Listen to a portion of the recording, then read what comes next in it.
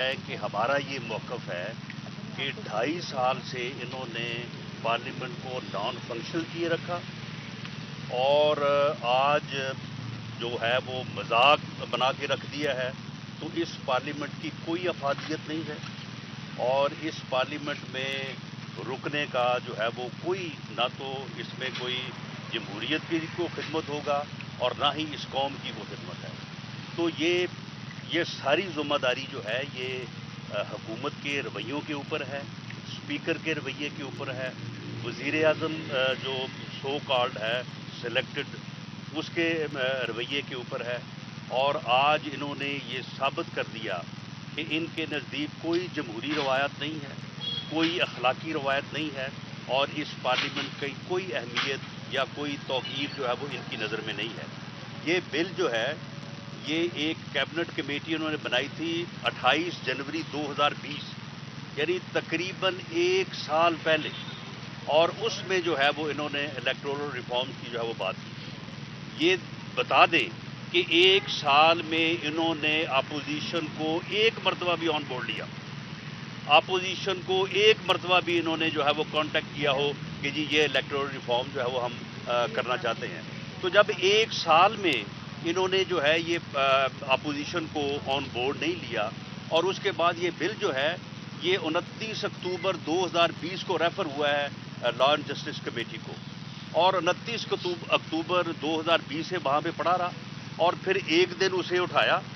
اور 20 منٹ میں وداؤٹ اینی ڈبیٹ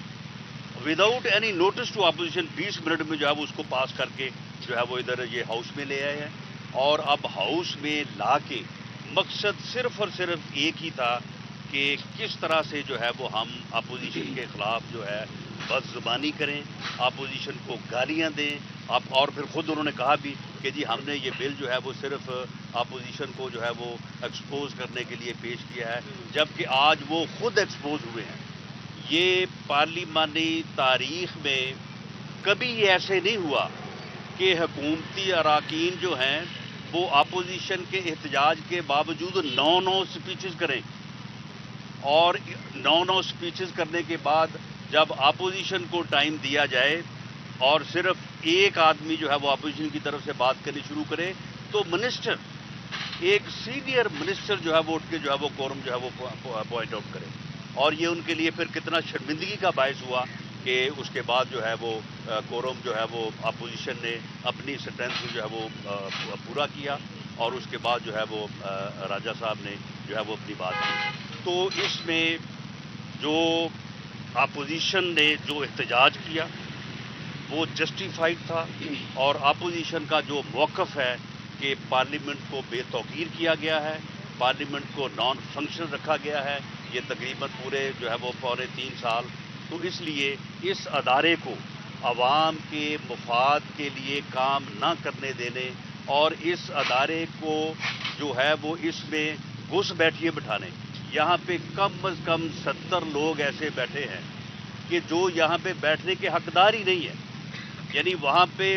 لوگوں نے ووٹ کسی اور کو دیے ہیں,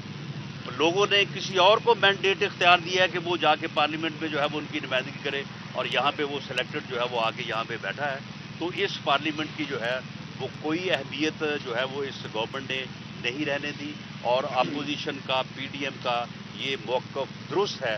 کہ فی الفور جو ہے یہ سلیکٹڈ رجیم جو ہے اسے ختم ہونا چاہیے, اسے ریزائن کرنا چاہیے, اور پاکستان میں فری فیئر الیکشن ہونے چاہیے کسی بھی سیاسی مداخلت کے بغیر, تاکہ عوام کے مینڈیٹ سے ایک جمہوری حکومت جو ہے وہ قائم ہو اور وہ ملک اور قوم کی جو ہے وہ خدمت کرے. بسم اللہ الرحمن الرحیم.